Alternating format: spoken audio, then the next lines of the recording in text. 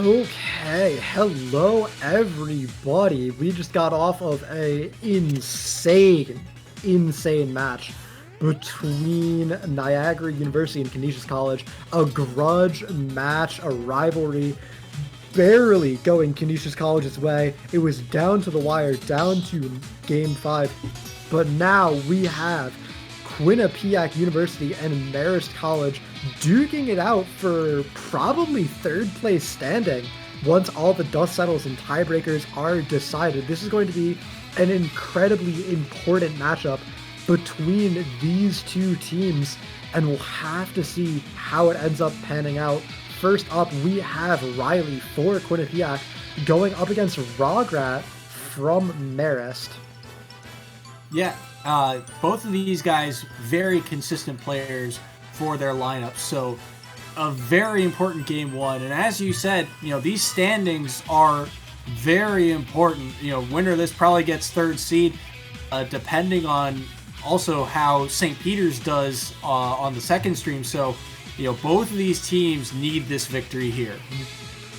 Important to note, it looks like Marist is running somebody I've never seen in their lineup before. I've seen a lot of Marist games, and I do not recognize the name Sniffles. I think Zucchini usually plays. Sniffles played last week and did not do amazing, but normally I'm used to seeing Zucchini in this final slot. Raga, Anagram, Randomain, Abso, and Zucchini. So we'll have to see if Sniffles is able to step up to the plate, because Zucchini is typically one of the hard hitters for the Marist lineup. Yeah, I believe Zucchini is the typically the captain of this Marist team. So an interesting substitution, but both of these schools, I believe, working from home basically, as they're starting to both. It's college, it's semester is starting to come to it's coming to that point where finals are right around the corner. So this is a busy week for them, and so this is big stuff for them. Yeah, it's really big. Marist, another one of the teams that went very far in the bracket last year, I believe. I think they made finals. They lost finals. Yeah, they lost. They were the number 4 seed, I believe. Mm-hmm. Upset the number 1 Canisius seed, and then lost in a close one to Siena. I literally cast finals. Why do you know more than me about this? It was. I guess it's all just a blur now. It's all just like slurred together. It feels like a forever ago. It really does. Everything feels like forever ago. Let me tell you what. Yeah. Quinnipiac was also in the league last year, but last year, I mean, this is a huge improvement for the Quinnipiac lineup is completely different. Yeah, they last year were 7th seed out of 9.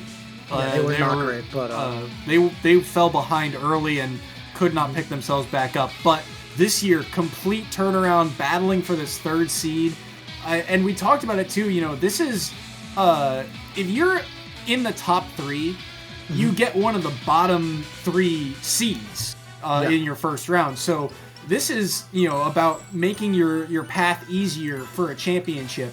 And both of these teams, a win here makes that path a whole lot easier, because right now, you lose this matchup, you're probably going up against that Canisius team that just beat Niagara. So, this is very important for both teams to pull out the win. And Quinnipiac, one of their big players is Baco, who is a kick player I have played against a lot. He goes to the same locals that I used to, and I don't know how the seeding worked out like this, but I swear to God, I got him round 1 every single time I went to a local that he was there. And let me tell you what, every game was like last hit, last stock, and I never won. Well, at some point he's just toying with you, right? Player, yeah. He's a pretty clutch player. He definitely pulls out the wins. He plays Shulk, and God, that character is just absolutely disgusting. He has been playing Shulk since Smash 4, when that character was a lot worse than he is now. So it's great. He gets to play the high tier while also telling you he's not playing it because it's high tier. He just gets the best of both worlds. It's crazy. Being said, we are going to get into it. Yeah, and I'm curious to see. Right, Rograt is the Greninja, and Riley going Mario. Yeah, Riley has been playing Mario with this skin the whole time. That's not a new development, but I never remember what Riley plays, so every time I see Mario, it always feels so weird. Right, and both of these characters, this is going to be, I feel like, a very fun match, because both of these characters love to just be in each other's face. Oh, for sure. Both these characters really love playing that mid-range boxing game. Greninja plays a lot more vertical. He likes to abuse his high jump height and auto-cancel aerials to abuse fast falling from out of range and a hit-and-run playstyle to bait around your shield. Whereas Mario likes to weave around you and apply pressure just by being in your space. But out the gate, Rograt is pulling ahead with an early lead. Yeah, and but now here's the disadvantage. Rograt in disadvantage against Riley. If Riley plays very defensive, this gets a whole lot tougher for Rograt. Yeah, Greninja's landing tools are not incredible. You mostly have to rely on fast falling and auto-cancelable aerial and trying to catch your opponent slipping or maneuver around their shield. If you're feeling really bold, you can try and land with a Tomahawk, but most of the time, your opponent can kind of just sit there and shield and react to whatever you do. Yeah, Tomahawking is so dangerous because you're approaching with nothing, right? You're showing that your hand's kind of empty. So, that Mario up smash is also one of the best in the game, and I am surprised he didn't throw it out there. I'm a little surprised, but Riley looks a little bit uncomfortable in the matchup so far, down 69-75% on the second stock, still unable to take Rograt's first. Both players go for the grab, but Rograt's comes out faster, and already it's a 3-stock-to-1 advantage in Rograt's favor, and the kill doesn't look like it's coming soon for Riley, which is not where he wants to be. This extra credit is feeling very, very brutal. Rograt's spacing right now is fantastic. Ooh, that was a little suspect, but gets out of it and finds a way out of the corner.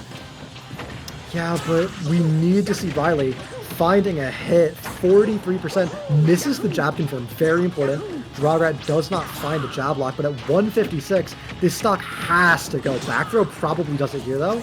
Oh, not quite. Great DI to survive it. Oh, he fast fell. So what happens there is he's trying to grab the ledge. He's trying to fast fall down to grab the ledge, but if you're going by the ledge and holding down, you actually don't grab it. And so he expects to grab the ledge and instead just falls right past it. Very, very unfortunate. The great jab lock setup into another drag down jab lock with the forward smash isn't there in time. I think that would have taken the stock. Rograt, nonetheless, up a ton of percent, up a full stock still, jumps over the forward air, finds the counter, and now it's Riley stuck at the ledge, getting ledge trapped in the forward air, closes it out. A 2-stock for Rograt is a comfortable lead for Marist, saying they're going to keep snowballing this lead unless Riley cleans things up a lot. That was one of the more commanding 2 stocks we've seen, because even though, it feels like, it's only a 2-stock, right? That's still massive in terms of points, and it just felt like Rograt, his positioning, his spacing was so much better. It felt like Riley was kind of not necessarily swinging for the fences, but you could tell he was just kind of trying to find an opening with a kill move rather than with a confirm of some sort. Yeah, even the one death that Rograt did have was an SD, and it was an SD at very high percent, don't get me wrong, right? Like, that stock was gonna go at some point, but even when Rograt lost a stock, they lost it to themselves instead of to the opponent, which is, it's not how you want the game to be playing out. You want to be the one setting the pace. You want to be the one forcing your opponent into bad positions and taking stocks yourself, and Riley hasn't been able to do that so far. And thank you once again, Replay, for that replay of the last stock. You actually noticed he outspaced or out-timed the, what's that, spot dodge that from ledge. That's such a, feels like, a safe option, right? And you see Riley's just trying to play defensive. He's back, gets up, neutral gets up, and then there's the spot dodge, and the timing of it great timing, is so perfect for Rograt. And getting the edge of that forward air makes it, you know, so much more powerful, right? It's the full extension of it. And so there's just great spacing from Rograt in that set. Looking toward game 2, I need to see more clean boxing. I need to see more of Rograt's approaches punished. Out of shield up smashes are an incredibly powerful tool that we didn't really see any of, and Greninja is a character who loves to play around the opponent's shield. You have those fast canceling forward air and neutral airs, so you can try and space things properly on the opponent's shield, but Mario has the tools to punish it, and we don't quite see it paying off for Riley. Yeah, you're absolutely right. I mean, you saw Rograt went all in on just diving in on this shield, going for grabs, going for side Bs, things like that. You know, he never, he threw out maybe 2 or 3 neutral Bs, but ooh, the switch in characters to Piranha Plant. This also works in terms of playstyle and what Riley needs to adapt to. But we'll see how this works. You know, Rograt was going all in, and Plant is another character where he can kind of stay still and punish that type of playstyle. He definitely can. They actually did a very good job of giving Piranha Plant the stationary plant feeling. He's pretty slow, he's pretty immobile, but he has so many great tools out of shield with that up smash. He has so many great the neutral B as well to really punish the opponent trying to go in on him unsafely. So far though, we don't see Riley really utilizing it, as it's a 7-51 lead for Rograt. Yeah, and it's so difficult too, because you think that, you know, going in on this character is safe, right? But Riley's tools, here's the issue. Rograt's spacing right now is that he's very cautious about when he goes in. You see, he's trying to space around things like these down B that Riley's throwing out, and he gets the jab lock for it, but almost able to clean up the stock.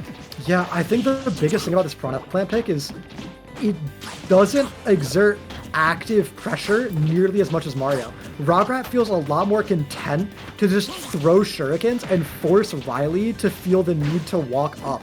Whereas when Riley was playing Mario, if you try and do that, Mario's a lot faster. He can be in your face, punish those shurikens. He can even reflect them back at you. And that's just something Riley cannot do on this Piranha Plant.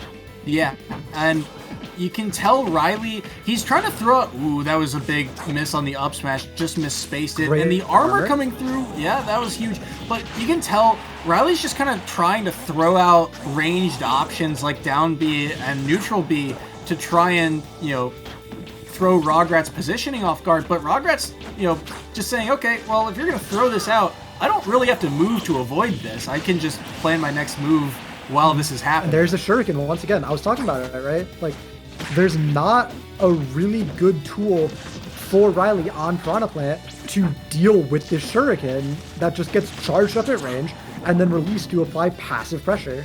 Yeah, absolutely. And at 120, Greninja's pretty light. He'll die to a strong hit, but for Piranha Plant to try and go strong in hit is to Riley try gonna land. Yeah, that is the issue here, is how do you find the strong hit? It's so hard, especially when Rograt is playing so evasive. Great grab. And the spacing of it too. Good. Oh, okay, that was actually smart. If he connects that counter, that's actually the stock. Expecting Riley to mash out at disadvantage, doesn't find it. Great spike ball, evens up the stock count, but the percents are still so heavily favoring Rograt right now. And Piranha Plant is not a character we think of as having really crazy comeback potential, right? Maybe if you get like a grab inside the smoke cloud, you can make something happen, but other than that, it's very rough. And with that Shadow Sneak taking the stock lead back in Rograt's favor, it looks quite bad for Riley. And that's the first real Shadow Sneak we've seen from Rograt too, a mix-up of an option. You feel like Greninja's throw out more, but Rograt using it very sparingly, and it's worked out. Yeah, it has. It's something that's pretty telegraphed and punishable when you're doing it a lot, but when you don't use it, it's something your opponent has to always be thinking about, right? Because of that animation where you just stand still. I also really like Rograt's mix-up on his recovery. He's going to eat that down smash, though, to lose his stock. Ooh, and he actually got the drag down up air. But I was saying about the recovery was that he's angling. It works like Pikachu's, right? It's got 2 angles to it. So what he's done is instead of going, out and up or out and into the stage, instead he's going at a lower angle first, which allows him to avoid any type of ledge trap that or edge guard that Piranha Plant has set up. Yeah, it's very standard for characters like the Pikachu, like the Greninja. You always want to make the move that goes to the stage be the last one, so there's the minimum chance of getting clipped while trying to recover. I like the attempt at the down B, but great movement from Riley, and then the ledge trap forward smash with Rage seals the deal, and it's actually Riley, despite being down the entire time, taking the game and earning another point. That was such a huge turnaround, too, because Rograt has the advantage, and he's just trying to push his advantage here, and that actually is really good edgeguard utility that we didn't talk about, is that counter, but immediately he just gets kind of lazy with his recovery back to stage and bites a forward smash for it. Yeah, the down B attempt was really cheeky, right? It's like, if it hits, it looks really cool, and you can just stand in front of the ledge, but great awareness from Riley to get around it, and then it put Rograt stuck off stage, recovering, getting ledge trapped by Riley, which is somewhere Piranha Plant is very good, and we see it pay off perfectly, right? Riley finds the F smash and completes the comeback, and now we're going to a game 3. Yeah, and another thing too was just the fact that Greninja is such a light character in comparison to Piranha Plant. Piranha Plant's survivability really came into play there. The fact that he was able to fall out of that up smash and then weave around. This was actually, you see he goes for that back air to try and ledge trap, and then once again reading the neutral get up seems to be kind of the downfall of both of these players. They both tend to neutral get up, and that's how both game 1 and 2 have ended. Yeah, absolutely. So we're going to a game 3 looking at the bans. It's Battlefield and Smashville ban. Kind of interesting we're seeing a Battlefield ban and not a Yoshi's Story ban. Typically, we see those two banned together a lot of the time because they have that same platform layout, but we are going to be going to Kalos. And honestly, I think this might just come down to matchup inexperience for Riley. Anyone who's seen a lot of Greninja would know that Greninjas really love the flat stages like FD and Kalos. So I feel like those are almost must bans against the character. I don't completely understand the thought process behind these banned stages, but nonetheless, we are going to be going to Kalos. It was left open, so we're going to be getting into it, and we are going to see Riley sticking to the Piranha Plant. Yeah, and I mean, if it ain't broke, don't fix it, right? If it won you the game, you might as well try and ride it for game 2. On Kalos, though, I still feel like this benefits Greninja because of those walls, because he can recover even easier now, because he's got so much space to work with. Yeah, and I said it, Greninja likes to play a very vertical game. He likes to jump up high and then fast fall a very safe aerial, and on Kalos, there's no platforms to get in the way of that, right? He can just do it as much as he wants. He has so much room to run around and throw shurikens because of how wide the stage is as well. It's a classic Greninja state. It's where he wants to take you.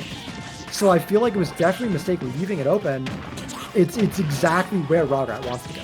And if you think about the blast zone that most of these characters kill off of, or both these characters kill off of, Piranha Plant, a lot of their kills come off the top.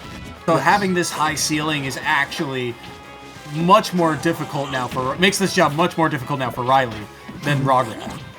Yeah, no, I think this is a great stage pick for Rograt, and already out the gate, we see it paying off double the percent on Riley that's on Rograt, and 120 is certainly going to be kill percent for something like a forward air or a sweet spot up smash on this stage.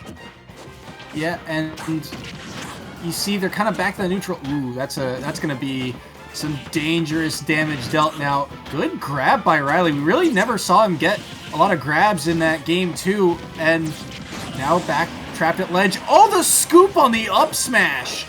Really, really great by Riley, catching the Shadow Sneak with the up smash. And now it's Riley with Rage, keeping Rograt in disadvantage, looking to complete the run back. Good by Rograt to get out of the way of that down B. That could have been a lot of damage, but already 51% of extra credit racked up, and the Shadow Sneak doesn't even kill. Here's the issue, though, with this stage that Greninjas find against characters like Plant. Plant's survivability, the weight of this character, keeping Plant alive at such a high percent. He's 72% extra credit as Riley loses his stock, but the damage is already done. Oh, it's for sure done, especially with the kill power. We've seen Riley bring out. That was so close to being it right there. That could have been the stock. The forward smash not quite going to kill, but now at the ledge. This is such a tense ledge trap. The get-up attack makes it past the shield, though, but the spike ball takes the stock out. Only 52% on Riley. He has to be feeling so comfortable with Rograt on his last stock. It would take multiple consecutive neutral wins for Rograt to tie things up. And Plant thrives in this type of scenario. Plant is absolutely a character that loves to just camp with the lead, and so now the difficulty for Rograt is, how do you hold on to your percent and still get this kill? It's so hard, but the tech is there. Yeah, that's Kalos. You gotta be able to tech those if you're gonna be taking your opponent to Kalos.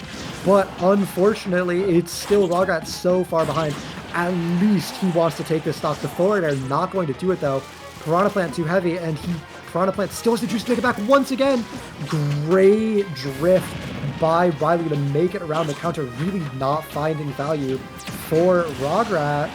The Shadow Sneak gets the stock, but 97% on Rograt means any strong hit from Riley will close out the set here. Yeah, and any trade will do it too, and that's what Plant loves to do in these scenarios. The neutral B gonna close it out. Almost the JV coming through for Riley.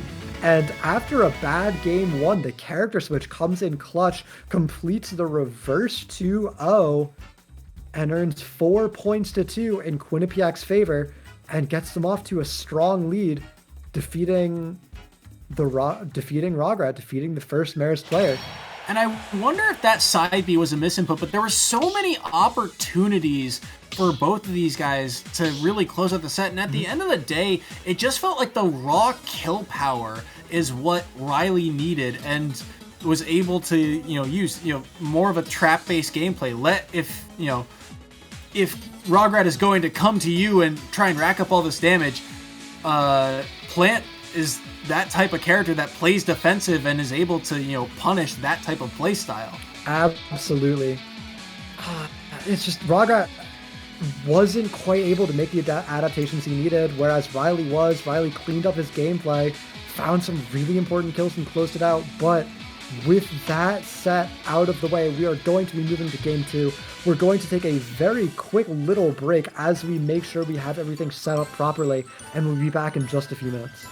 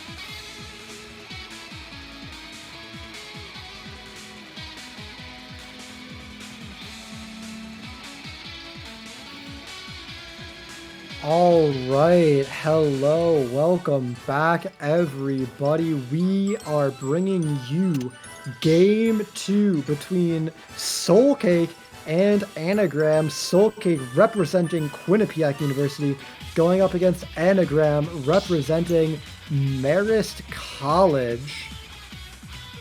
Yeah. Another big game, as you saw at the end of that first set. Quinnipiac was able to take the lead, gain a little bit of momentum, and Soulcake, I believe, is Quinnipiac's Sonic player who he's had kind of an up and down season. He's had his moments of brilliance, but also some moments where you felt like he could have done more. So this is a pivotal game for Quinnipiac if they want to try and extend their lead here. It is absolutely critical that this goes well for the Quinnipiac player. They need to cement a solid lead with how things close they are. It could go either way, and whichever team really just breaks out first, it's going to be huge. And out the gate, Soulcake with some nice percent getting racked up onto Anagram. Yeah, this is a good start for Soulcake and an interesting matchup, to say the least, between Lucas and Sonic. And on a stage like Smashville, where not a lot of space between these characters, it feels like it's going to be a more, fisticuffs type of matchup. Absolutely. Both these characters have really good kind of campier zoning games, but also can definitely go in and box each other. And when those zoning games cancel out, we're going to see a lot more boxing. Great down smash covering the up B from Sonic. That's going to be something we're going to see a lot over the course of this set, I believe, is the low uppies from Sonic being punished with that down smash. And it means Anagram is going to take the early lead here.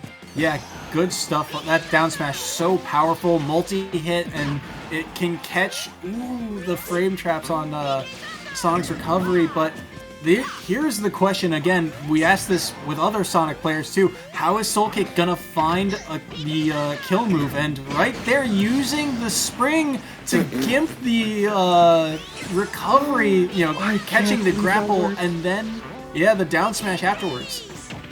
That's crazy that worked, but still, Soulcake is out to such a disadvantage. It's so easy to get that down smash against Sonic. It's really all about reading the up B timing, and as long as your opponent isn't mixing it up too bad, it's really easy. It'll clip them under the ledge almost every time. And now, it's a full stock lead for Anagram here. And if he can hold on to it, it would be massive. It would completely mitigate the lead that Quinnipiac built over set 1. But, I mean, this is pretty back and forth. Soulcake in disadvantage. Oh no, he can't use the up B in time. He goes too low with that homing attack, I think. Maybe it was a spin dash, but either way, it's going to be the Void for Soulcake as a 2-stock. Comes in for Anagram, and even without that SD, it still looked like a dominant game. Yeah, Anagram looked like he was all over this, and that's a spin dash that can't, the lag of that move just, betrays him on that recovery, and regardless, it just felt like Soulcake, once he was in disadvantage, the stock was already gone. Absolutely. It was so well played by Anagram. Being able to hit your bread and butter in the matchup, being able to get the down smash at the ledge twice to close out 2 of the 3 stocks is just so incredibly important, because if you can't do it, you're going to have such a hard time finding kills. But if you can do it, it means as soon as Sonic is off stage, he has to be shaking every time. Right, and it felt like Soulcake didn't even do that bad in neutral, right? You saw he got a couple spin dashes off, racked up some percent, but when Anagram is hanging around that 70-80% marker, the hits don't start to string together as cleanly anymore, and that is the challenge for Soulcake. How do you work around that? How do you find the kill moves at that weird percent where your combos stop working? Oh yeah, the neutral was certainly fine. The neutral was pretty even for both players. It's just the punish game, the ability to find the kills when it mattered, was completely in Anagram's favor. And I mean, we talk about the kill power of both of these characters. It's all smash attacks for both of these guys. They do have a kill throw here or there, but it's absolutely about, you know, trapping an opponent in, you know, frames or something along those lines, and finding a smash attack to do so. Interesting counter pick. Yeah, Soulcake likes Lilat. He comes here a lot, I believe. Yeah, and I'm not sure. I do know that these platforms do benefit Sonic because it's just so easy to get up to them and cover them and combo off of them. But I also feel like Lucas's ability to grapple to ledge using his Zair is actually better with these slopes. Yeah, it's certainly very nice. Lucas is also a character who's kind of prone to getting pineappled, but I believe they put like little invisible slants under the ledges that try and prevent it. So I'm pretty sure you get kind of directed up toward the ledge, even though it looks concave. You should get stuck in there. That's not what ends up happening. Right, and it feels like, you know, once again we're back in neutral, and it's just about finding these openings. Soulcake, good conversion there. Oh, he's greedy though. That up B is really not going to do much. It sends you too high. That Lucas, all he has to do is fade down. Yeah, I'm surprised you didn't see a back throw from Anagram there to try and play for stage positioning, but either way, it's not going to be a huge punish, and percents are dead even. Stocks are even, and it's going to be whoever finds this first stock is going to be out to such a massive advantage. No throw coming out from Anagram, just pummels. Anagram has an odd tendency to jab and then grab, which is, good up smash. Great up smash. Good job connecting, but it's very odd because Anagram's grab is a tether, so it has range to it. Ooh, good use of the back of there. That last hitbox spiking. And so great job positioning for it. But jabbing afterwards gives Soulcake time to react and do an option out of it. Because you see that grab, it takes a little bit of time for it to come out. It does, but it's been working decently well for him so far, but now at a 97%, he is not feeling comfortable. He's down 60% here. And it just keeps getting a bigger and bigger lead for Soulcake. Yeah, and that was dangerous. Soulcake's starting to read some of these get-up options from Anagram. He's realizing edge-guarding Anagram is not going to be easy to do, so he has to find a way to ledge-trap him instead. It's so scary trying to edge-guard a Lucas off stage, because if you mess up any time and you die for it because of that PK rocket. How does Soulcake... Yeah, there we go. Soulcake finds a way down, and you see he's trying to pressure off stage, but... Yeah, even the springs are just not it. I'd rather just stay at the ledge and try out for a ledge trap than try to fish for these really greedy spring gimps, but either way, it's just gonna be the Rage F tilt, taking the first, or the second stock for Anagram, and now he has a little bit of chance for extra credit because Soulcake is having such a hard time actually finding any kills, and this ledge trap could be huge, but Soulcake makes it out. And we talked about it too earlier. You said it best, the punish game right now. Soulcake's punish game is really not on point, whereas Anagram has really done a better job of connecting these kill moves. Yeah, it's Anagram finding the bigger combos, finding the kills, and 173 as a Lucas is a very rare sight. Soulcake really needs to find a way to end the stock. The back air finally does it. Anagram overextending for the combo, but already 62% of deficit is feeling very bad when your character is so chip damage oriented, and the up smash secures it. A one stock for Anagram means he's going to net 5 points in Marist College's favor and bring the total score to 7-4. Yeah, great stuff from Anagram. I mean, that up smash is so good. It covers so much and does so much damage. But really, as we said, and as you really hammered it home, just Soulcake does not have an easy way to kill Lucas. He had to, secure that first stock by, covering a landing option from ledge. And it felt like Soulcake really tried to land these edge guards, but edge guarding Lucas with Sonic is it's so difficult, as you saw. I mean, outside of, spring gimps and back airs, what other option does Sonic really have? And it felt like he just didn't make the adjustment to go for ledge traps where he found kills. Yeah, it's such a rough matchup if you're not playing it so cleanly on the side of the Sonic. The burden really is on him to make big things happen, and we just didn't see it come through for Soul Cake, unfortunately.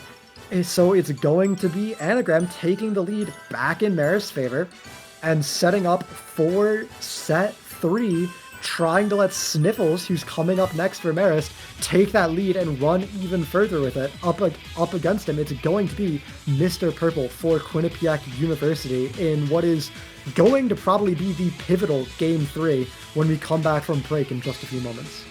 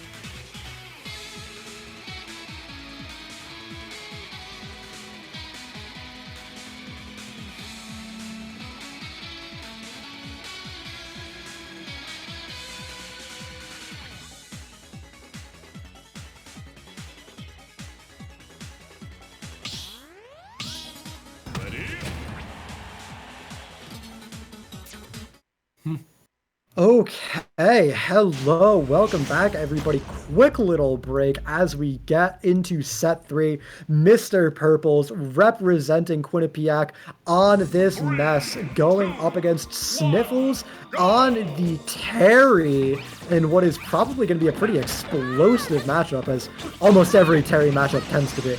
Yeah, Terry is a very volatile character where it feels like, I mean, he's got so many combos that just rack up so much percent. 2 hits of that easy combo racked up 20. It's crazy the damage output that Terry can do, and he's also got Go, which will come online in another 10%, and that has plenty of kill potential as well. So plenty of utility for both of these characters. There's plenty of potential, but Terry is a character who really needs to rely on comebacks. His neutral tools are relatively lacking. He has no disjoints. His moves are relatively slow. His projectiles aren't great. And Ness preys on that so hard. Ness is a character who destroys bad neutrals. Yeah, and on top of that, if you look at the way that you almost saw it there, the way Sniffles is gonna try and recover with that up B, it can easily get sniffed out by that yo-yo. So it's gonna be a very dangerous game for Sniffles. Yeah, you have to prep that up B by holding down first when you're trying to recover against an S. But the problem is, if you're off stage, holding down, you're going to be fast falling. So you need your timing to be very, very precise to make it work. And that dash attack doesn't kill. That's not a good sight for Sniffles, as Mr. Purple keeps extending his speed. Finally, the jab up B takes it for Mr. Sniffles, but already 95% of extra credit has been racked up. Yeah, good conversion there. You don't typically see Terry's go for that up B, but you can see it racks up, 30 damage just as easily as any other of Terry's B moves. And now this go meter is online with a big set of hits for Sniffles almost makes Mr. Purple scared, but a great back air. Cleans up the stock, gets to go back offline, and now at only 82%, Mr. Purple has so much time to work with, and he is not wasting any of it. Falling into so many projectiles. I mean, it gets Terry closer and closer to that go, but it really hurts because now we talked about Ness's kill potential on Terry is so high. How does Terry work his way out of disadvantage? He doesn't, I guess, is going to be the answer. Had back throw almost killing already, only 120% on the Terry when it comes to the next one for sure will do it. And with 2 stocks remaining on Mr. Purple, he even has a safety net, but the dash attack, he doesn't need the net. He completes the 2-stock victory, earns 2 more points, brings the score back to 4-6, and this is an absolutely back and forth match between these 2 teams. Yeah, and I mean, that's why these teams are ranked at where they're at. You know, both of them have had their, good showings here and there, and they're trying to prove that they're the best in the MAC, and so it's such an important third set, and for Mr. Purple to come out swinging in game 2 in such a, commanding fashion. Quinnipiac, this is exactly what you needed.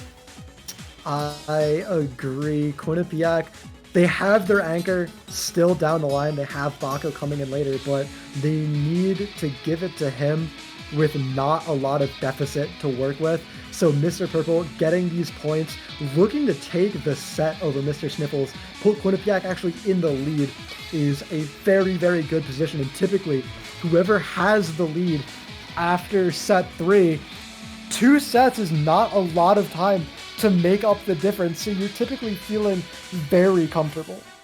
Yeah. And especially if this kind of trend continues in this set where it's another 2-stock, like that's 6 out of a possible 8 points. Yeah. We saw in the last Canisius set where Deku Sky got 7 out of possible 8, and it completely shifted, the later sets in the line. It was no longer just win the set and you win. It was you have to win big. So this is a pivotal game for Sniffles.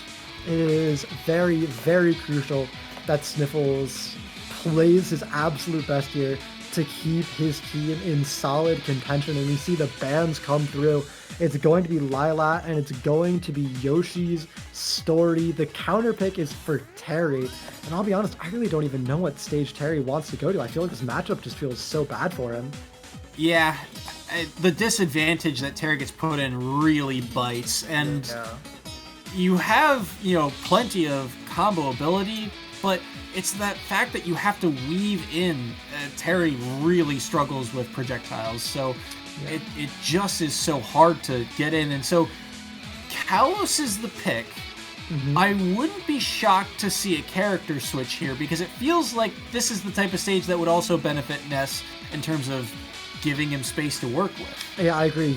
Ness gets more space. You don't have platforms to mix up your approaches. It feels like a very interesting pick if Sniffles is sticking to the Terry, and he is. I'm gonna be honest, I have not seen a lot of good Terrys play, so there's probably something Sniffles knows about this stage that I don't, but out the gate, I do not think it feels that good of a pick. Well, if he can get Ness off stage is going to be key, because his go meter will cover that neutral B. I'm blanking on the name, but that will cover the top platform above ledge, and it will also 2-frame on ledge. So that's what I'm thinking Sniffles is looking at. But that implies that you can get Ness off stage in the first place, and that's going to be the difficulty, because stage control on Kalos, it's very volatile. But out the gate, a really, really good combo for Sniffles, keeping Mr. Purple in disadvantage the entire time, building 100% onto him already, only taking 34 in return, and now Mr. Purple has to be scared because Terry is not lacking in kill power by any means. Ooh, Mr. Purple going for a roll read, trying to catch Sniffles rolling in, but has Ness off stage for a moment, but can't do anything with it. Good forwarder to get himself out of the corner. Gonna do it though, even with the high ceiling of Kalos, that jab up, he takes the stock in 71% on Mr. Sniffles on Terry, and falling behind to a Terry is so scary because he's going to get go meter, and normally it's like a comeback mechanic, but when you're already behind Terry, it's just something that makes him snowball his lead even further.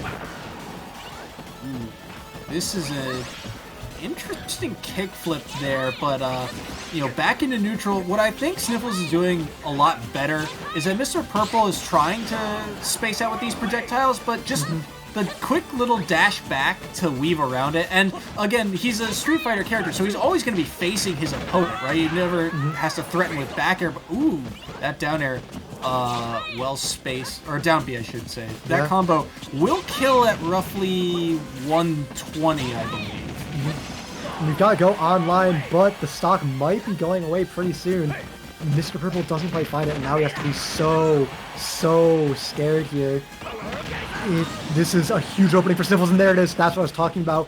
When you're behind a Terry, that go meter goes from a comeback mechanic to a snowballing mechanic, and the back throw doesn't even kill Mr. Sniffles.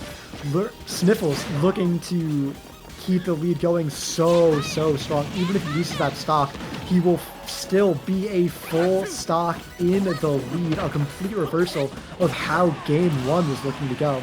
And he found a way back at nearly 200% too. I mean, it doesn't seem like a lot, but the fact that he got 10% there after, we talked about Terry's disadvantage, the fact that he was able to get back at all and get that percent was massive.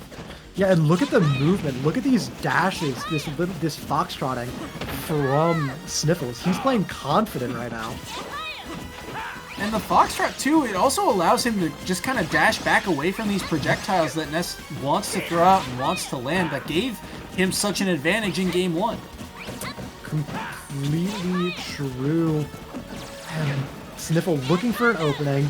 Mr. Purple returning to the slower playstyle that got him here, but a really unsafe up B gives him a little bit of a punish. Nipple's just looking for his opening, finds a little bit, but no follow-up. Both of them trying to play very cautious. Terry looking for another grab here, but weaving around these projectiles is the name of the matchup. And ooh, crossing up the shield there was actually massive. Another unsafe up B. Oh, and that air dodge offstage might just do it. Yeah, Mr. Purple can't make it back, and it's going to be a counter 2-stock response from Sniffles. And what a reversal, too. We were talking about how tough this matchup would be for Terry. And in the end here, the Kalos pick working out perfectly for him. Yeah, it worked out great. I think the lack of platforms might have just helped force the Ness into playing a more spacing-based neutral game where, yeah, the Ness can control horizontal space with PK Fire a little bit, but overall, there's no creative way to weave around Terry's hitboxes. You just have to approach him head on, and that's not how you want to fight against a Terry. So I can now see why the pick would work out. Yeah, and but now we go back to the counter pick war, and Mr. Purple gets the counter pick, and so this feels like a very dangerous game for Sniffles. It does. I expect something like Pokemon Stadium 2 to be the pick. It's actually going back to FD, which is very interesting considering you just lost a 2-stock on Kalos. But I guess game 1 was FD, wasn't it? I don't even remember now. No, it was Smashville, but another similar type of stage. Yeah.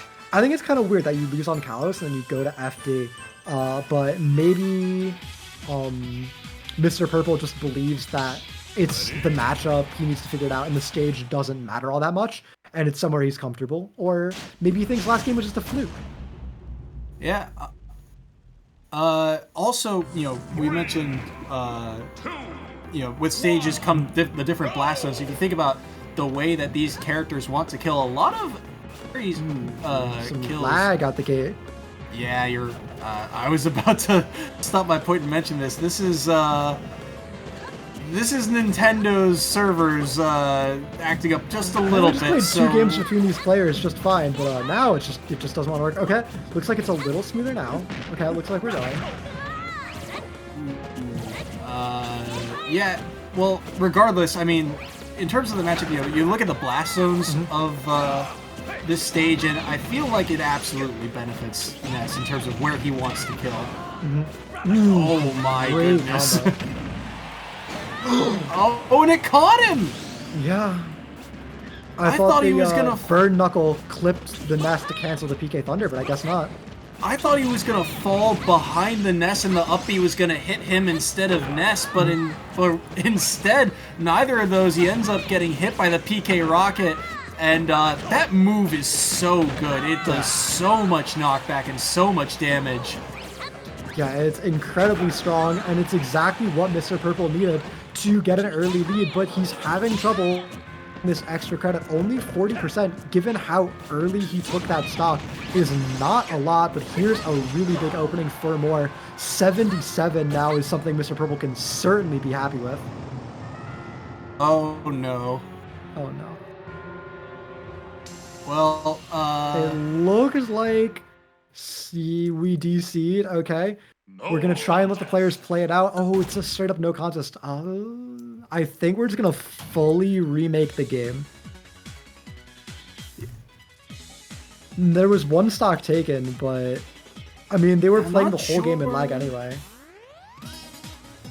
Yeah, we will get an official ruling on this, because there was a stock taken, but yeah, you know, it's hard to replicate percents. We'll have to see what happens. I'm just that's tragic. DCs are just tragic. Yeah, it's so awkward. We're gonna take a quick little break while we get this all sorted out. We'll be back in just a few moments once we know what we're doing. So stay tuned. It shouldn't take too long.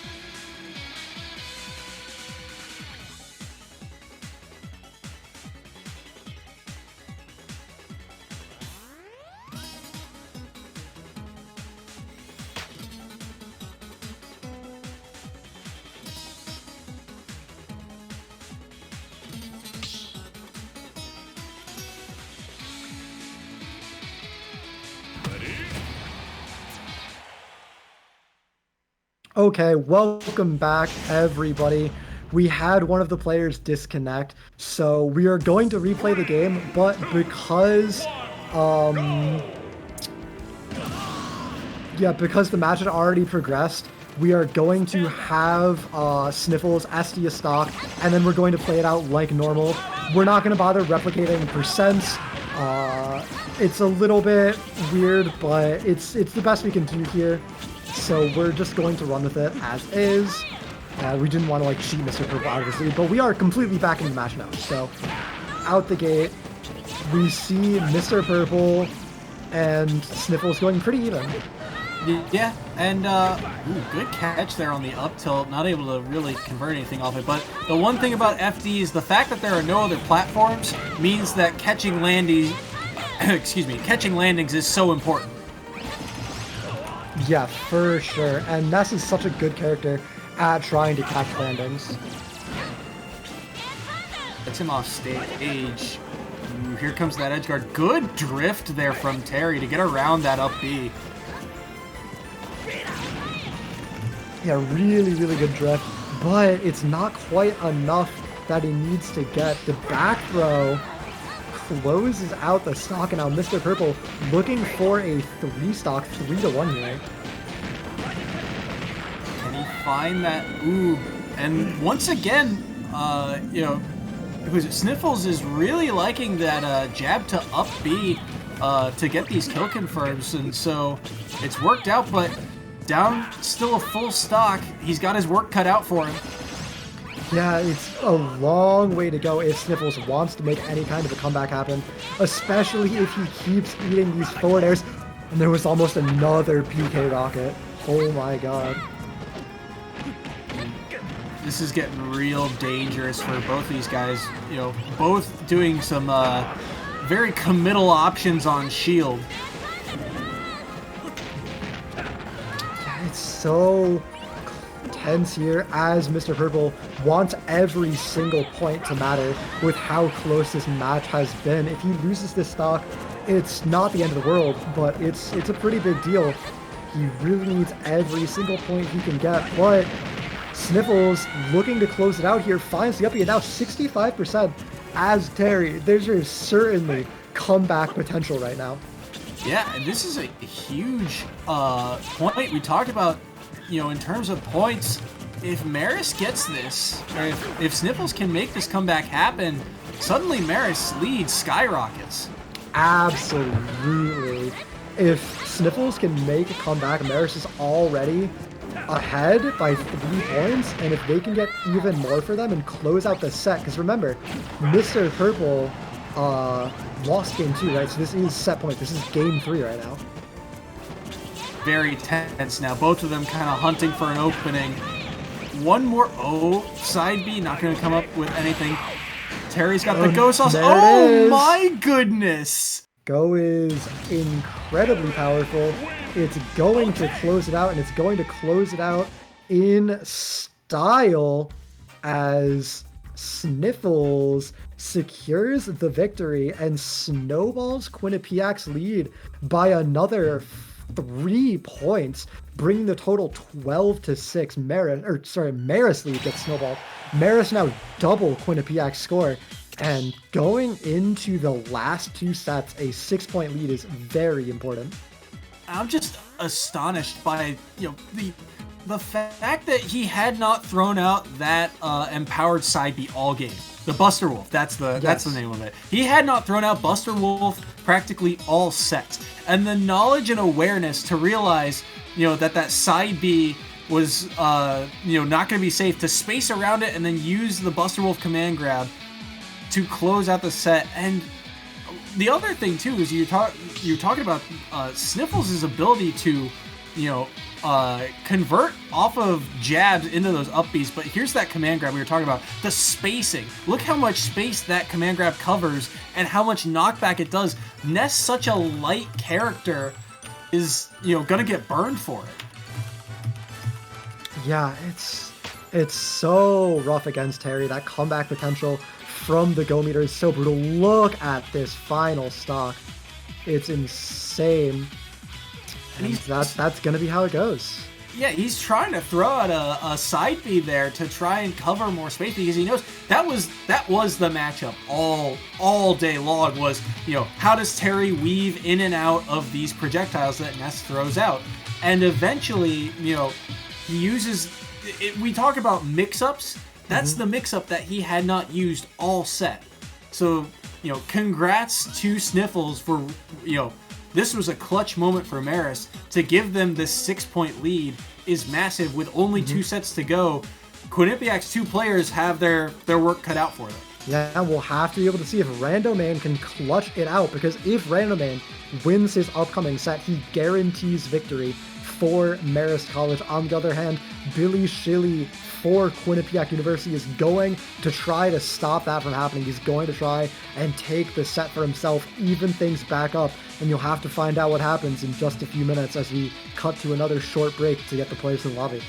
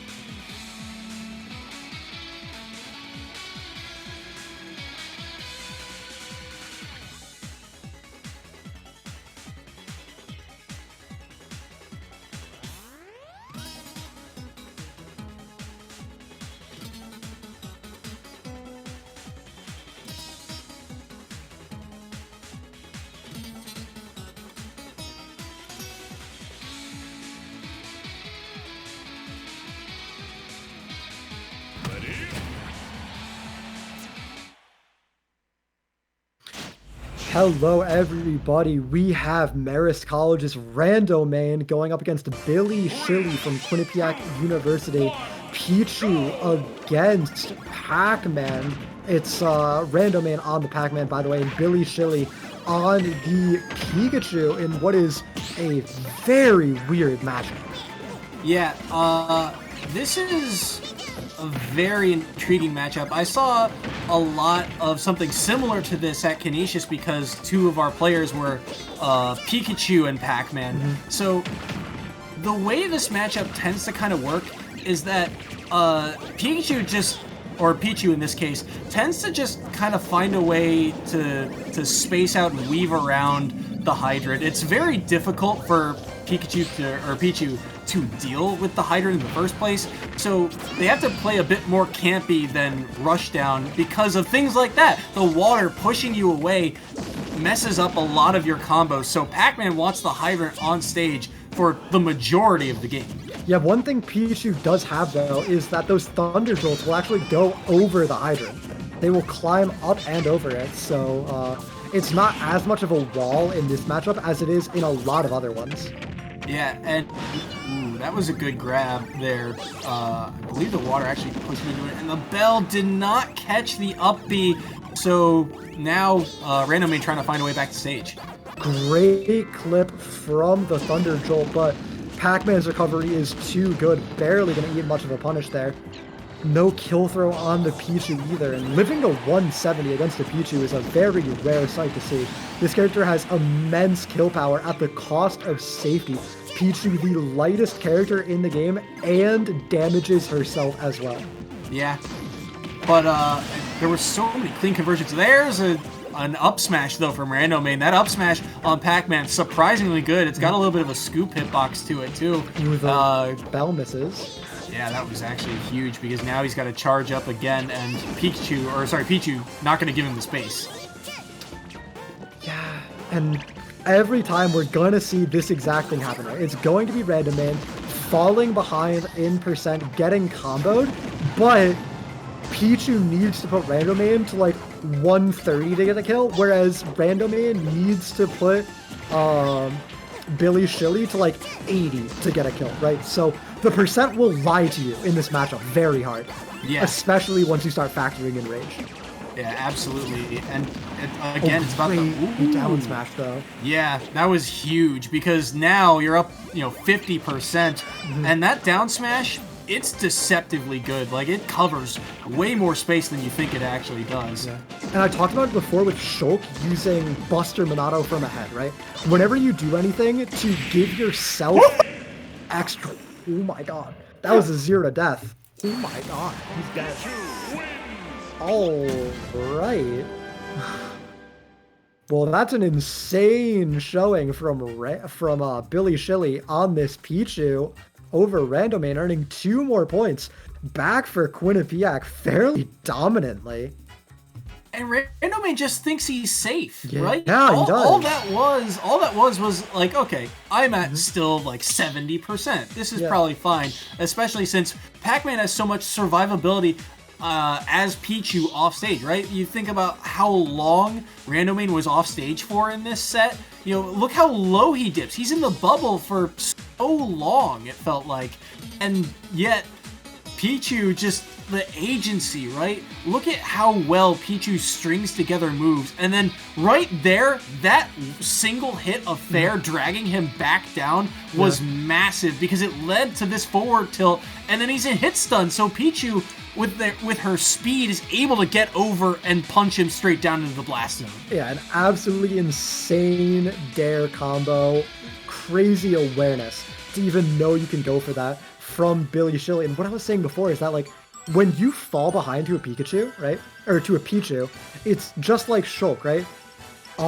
In that they don't care about their percent anymore, right? Like, the Pichu is going to combo the mess out of you, and it doesn't matter anymore if the Pichu is hurting themselves because they're comboing you, they're getting extra credit, and then any percent they take, it's like already forfeit. It doesn't matter anymore because they already have the stock lead. So it just feels so bad to fall behind them. And even though Pichu damages themselves when throwing out electric moves, it's not like they're, racking up percent on themselves. The damaging themselves doesn't even do a full percent. So they can feel free to throw out moves, however they please, and it's just such a clean character in terms of how many, multi-hits they can string together and how many different hitboxes they can throw out. It's really, really crazy. This character was one of the best in the game when this game first came out. And it's coming from Melee. It's so funny to talk about how, like, Pichu has been nerfed so many times because it was such a dominant character, but it's true. They've had to increase the self-damage percent. They've had to lower knockback on multiple moves. They've had to lower the combo potential. It's insane how many times this character still had to be nerfed, and it's still such a strong, high-tier pick. Yeah, that's just I mean, you saw there, like, why this character is so good. Pac-Man can live forever off stage. He's deceptively heavy. He's campy. He's got all these utility to really wall out a character who's quick and fast like Pichu, and yet one combo One. That's all it took. One simple little, falling forward air into forward tilt, set up that drop zone dare. Yeah, Pichu is such an explosive character. I miss seeing Pichu so much. It's one of my favorite characters to see in the whole game. Yeah, definitely an explosive character. And you see stage bans coming through Kalos off the board along with Lilat. Lilat makes sense. A lot of Pichu and Pikachus love that stage. This also makes sense, although I feel like Pac-Man also kind of likes Kalos, again, for the survivability, but I'm kind of curious to see where we go. I feel like Pac-Man still likes to have space to work with, so wouldn't go to a stage like a Battlefield or a Yoshi's. But the rest of these stages still feel like they benefit Pichu. I mean, running it back to FD seems dangerous, but it also, that match had its back and forth moments. Stadium too, right? Probably. Maybe Town and City I could see? Maybe. Yeah. I feel like Pichu didn't really use Thunder a whole lot in that match, so, putting those platforms in the way kind of mitigates that. But this match was so back and forth until that one, and that's the power of a 0 to death, right? That's just one stock gone in the blink of an eye. Yeah, Pichu is just such an incredible character with so much kill power, but it's the epitome of glass cannon. Absolutely. Yeah, this character, glass cannon sums it up perfectly. You can output so much damage, but as you said, Pichu, lightest character in the game.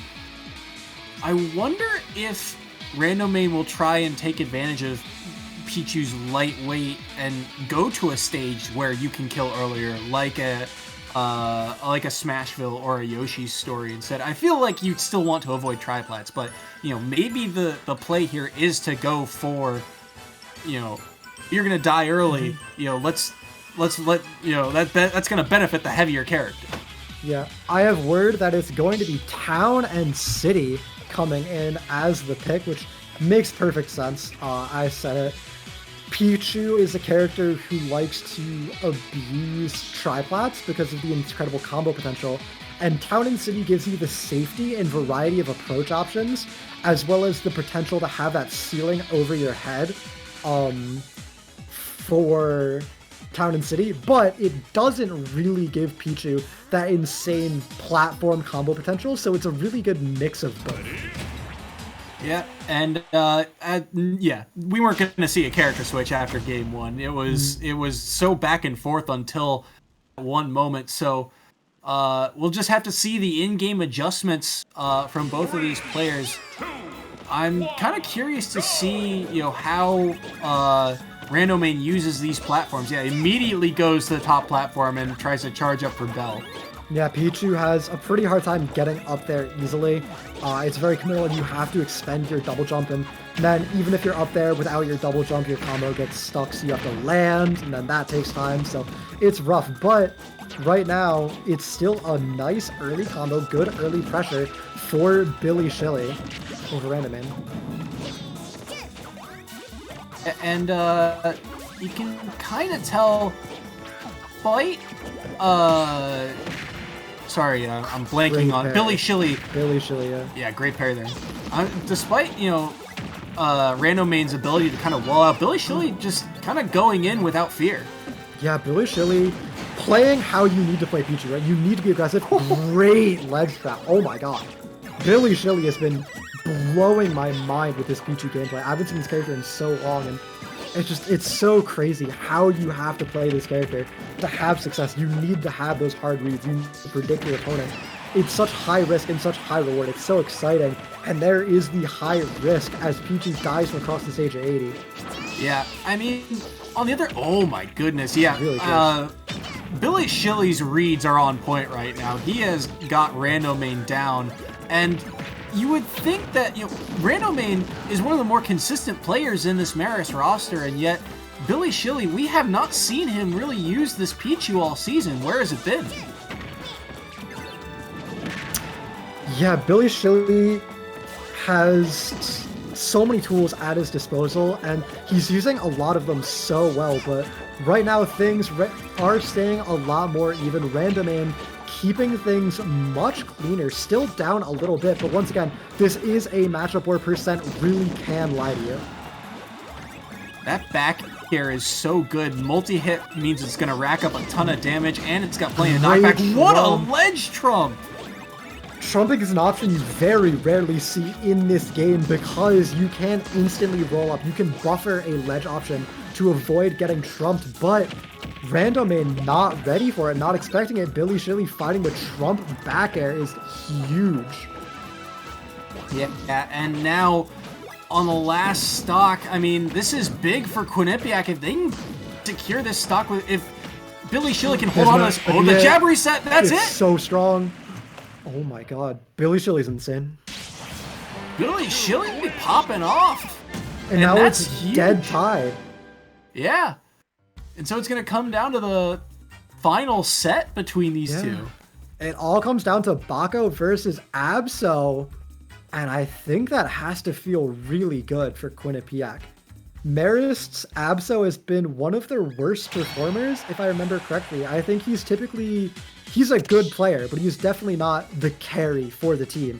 Whereas Bako is the big player that I've seen from Quinnipiac University. So I think the Quinnipiac lineup right now is incredibly happy with Billy Shilly's performance, and they are sitting tight with all of their faith in Bako. Yeah, and I mean, we hype up Bako because he has been put as an anchor for this team so many times. He's been tasked with, clutching out these Game 5 sets. And for Quinnipiac, he has done it over and over and over again. He is no stranger to these scenarios. But credit where credit's due, Billy Shilly with two fantastic games. I mean, not only the 0 to death, but the fact that he had all of those reads. He was just, you would think in this type of matchup, Pac-Man would kind of, start to smother Pichu a little bit. Not only is Pichu damaging himself, but, he's got all these projectiles that he can throw to try and wall out this tiny rat. But instead, Pichu just, one hit was all Billy Shilly needed to completely change the momentum of this set. Yeah, Billy Shilly, the games were just so close until they weren't, Like, game 1 and game 2 were both both players 2 stocks, relatively even percents, Randomain a little bit higher, and then all of a sudden, Billy Shilly just finds some insane combo and just wins instantly. Yeah, it was, well done to Billy Shilly, and for Randomain, you kind of got to be shaking your head going, what did I do wrong? And so it's definitely something to go back and review the VODs for. Yeah, it's for sure interesting, but we have Bako and Absol getting ready to go head-to-head with each other, already here banning out stages. We're choosing between Final Destination and Town and City, and if I'm the guy playing Shulk picking the stage, I'm probably going to take you to FD. And if I'm the guy playing against Shulk, I do not want to go to FD against Shulk. Yeah. And I guess we'll see who's picking based on that. I mean, we know that Shulks love FD. It's their home stage in this Shulk game. It really is fast with a giant sword that covers all of your aerial options and all of your grounded options at the same time. So if you don't have platforms to jump onto to get around it, he's just going to oppress you. Yeah. It's very pivotal. I am blanking on who Absol plays. I know Marist has a snake, but that might have been Zucchini, so I don't remember. It's either Snake or Robin, I think. Yeah. I feel like Marist has a Robin, and we haven't seen a Robin from their lineup yet. Yeah, and we've seen Bako play against other Robins and have some success as well. It was good. This is, we're hyping up Bako a lot, but he has delivered on so many occasions for Quinnipiac that he's worth the hype. He is for sure worth the hype. Bako's character, I have a lot of experience playing against, and he definitely does not hold back. He goes in the whole time. He plays Shulk very aggressively. He always wants to be the one setting the tempo and setting the pace. And against a slower character that I'm pretty sure Abso plays, it's going to be very, very good to be constantly applying that pressure. Yeah. I'm curious to see, if we do end up at FD, as you said, this is like Shulk's home field because, he's able to catch just so many landings and oppress you. One thing we saw from, I'm blanking on the other Shulk that we saw earlier in the stream. Knight was very good at, closing out stocks by going off stage, going for edge guards, and it feels like Bako doesn't do that as much. He is much more about stage control and owning neutral. Mm-hmm. Yeah, for sure. He just loves to make you walk into his forward airs and his neutral airs. That's what he wants, and it works really well when you're playing Shulk. We are going to be going to Town and City. That is the pick. I was right. It was the guy who's not playing Shulk who picked Town and City. Really, really crazy. And it's Pokemon Trainer with the hashtag free melee. Hashtag free melee, by the way. It's going to be Abso on the Pokemon Trainer. I misremembered, you misremembered, that's where we're at. But we're getting into it. Last game of the night for us on this stream. Yeah, and this is going to be interesting because if I remember right, this is the Pokemon Trainer that really their use of Squirtle was underused, and so I'm really looking forward to seeing if they've improved, how much damage they can actually rack up with Squirtle. Especially in this matchup, Squirtle is so important. He's probably your only character that can really match Shulk's mobility and get in between these sword hits and really pressure him. So you need to get that early percent with the Squirtle, but so far, it does not look like Abso is able to make it work as he's down the early deficit and forced onto Ivysaur, who's gonna try and play the disjoint game with Shulk, but Shulk just wins. He has the bigger sword. Ooh, good job getting back to stage, and immediately you see Bako switch to Shield Art because he knows he's put in disadvantage. He doesn't want to eat too much percent. Just throw that art on and you'll tank a little bit of it. Yeah. Soften the blow. Great back air, almost kills, and the drop zone fair. This is Bako gameplay. The fairs off stage are what every Shulk loves to fish for. Ooh, I feel like Abso wanted a back air. Good job getting back to stage. Gives up the ledge trap capability there, but if he can own the stage against Bako, this Charizard can go to work. And the jump Monado is so scary. The 165 on this Charizard, it's hard to kill, but it's going to happen soon. The up, he takes it, and he clips back onto the ledge. Very, very good from Bako, and now 102 means he's in threat of death, so he goes into shield, but he's not really that much threat. And now here we see Buster. When you're already in kill percent and you want to rack up percent onto your opponent's next stock, Buster is exactly what you want to pull out. Already 53 onto this Charizard. And I want to note that he did the simple combo. Ooh, good up B to clean up that first stock, but he did a simple combo of down throw to forward tilt, and it did 40. That's how much damage Buster does. Buster is absolutely insane, and now a 70% lead gives Bako so much freedom to really just keep Abso at the edge. I feel like we've seen Bako die, but the entire game has just been Abso at the ledge getting ledge trapped. Yeah, and his ability to find a way out of the corner. Ooh, yeah. Caught him. Oh, but the and backslash gonna get that extra little hit, and the back air gonna do it. Yeah. So one of the things about Abso's use here, he hasn't really used Squirtle, but it's mostly because of the percent that he's at, and he's been able to string together a couple hits. Oh my goodness, the frame trap.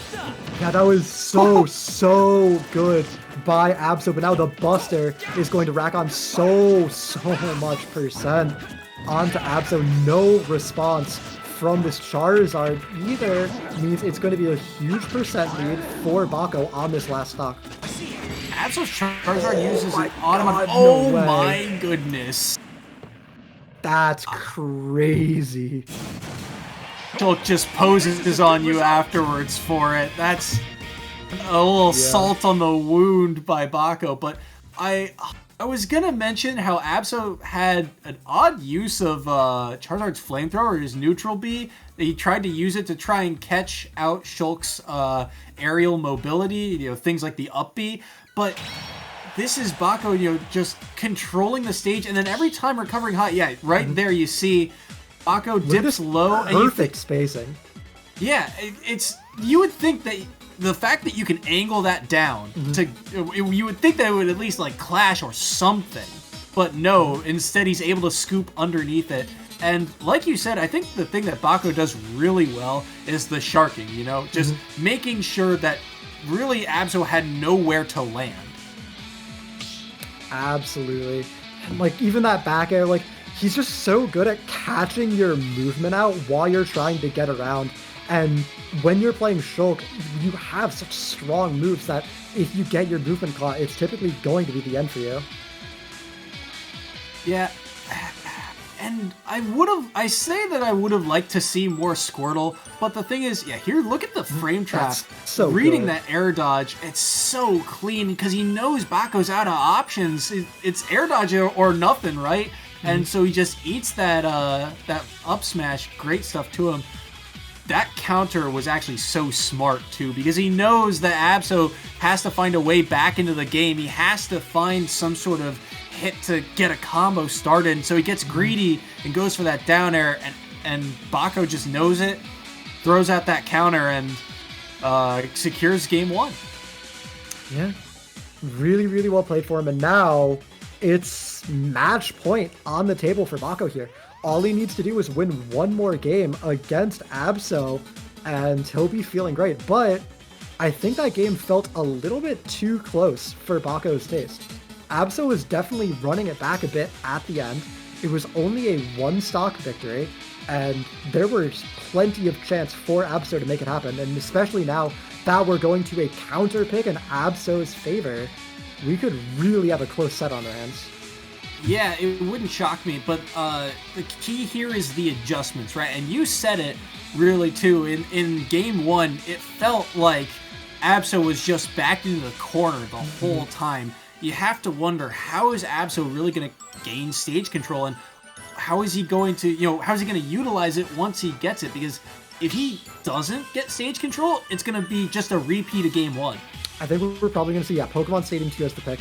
He wants a big stage where it takes longer for Shulk to run across. Of course, he can pull out that speed Minato, but that's only there every so often. And now, the bigger the stage, the smaller the sword is relative, right? So you have a lot more room to work with, and it's a lot harder for Shulk to absolutely suffocate you at the ledge.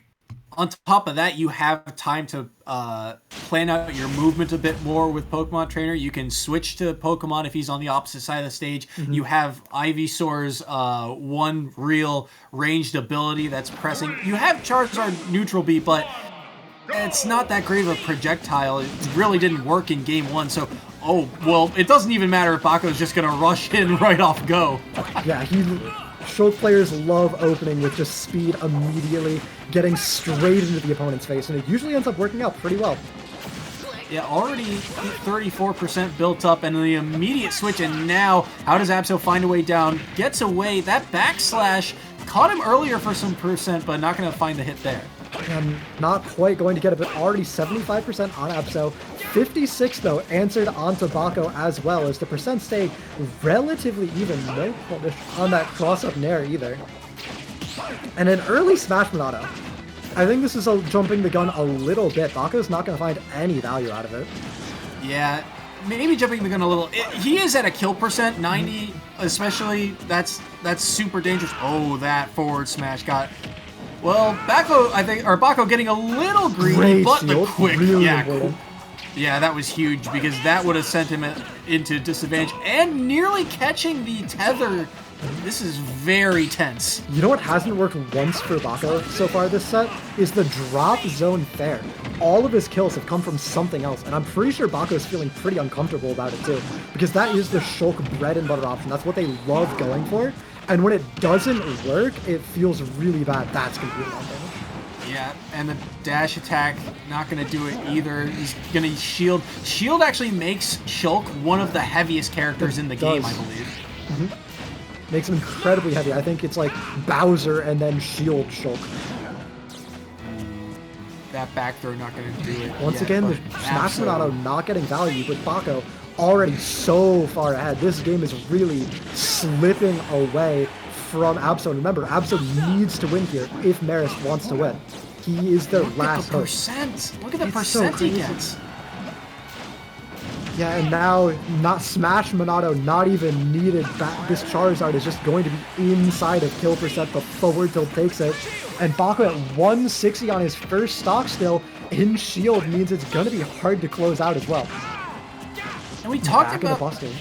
Ooh, yeah, good stuff there. Oh my god, 46, and he's only got together... Oh no. Oh no. Don't let it happen to you, Absol. Don't let it happen to you. He's getting greedy too. He knows. He knows it's over. Man, a 3-stock for Bako after game 1 where it looked so close. I really thought Absol could pull it back. He could make it happen, but he can't. Bako plays it so clean in game 2, and he secures the victory for Quinnipiac. The final score 18-12, and Quinnipiac takes another win for themselves when it really counts.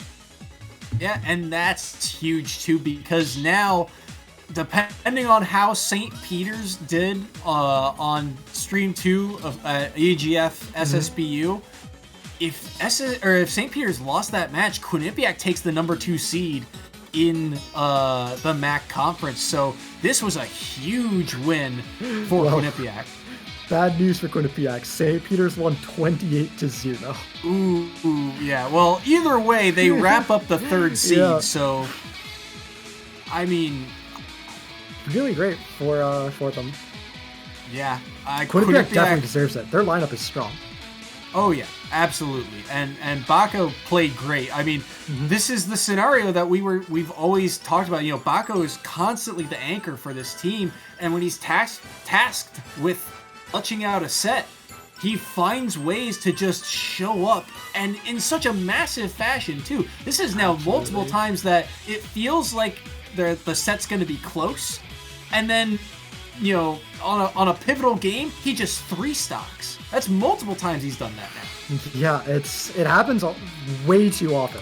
He can't keep getting away with it. You know? He can't keep getting away with it. That is going to be it for us tonight. We were scheduled to run Hawaii versus William and Mary, but due to time issues, we are running that on our 2nd stream right now.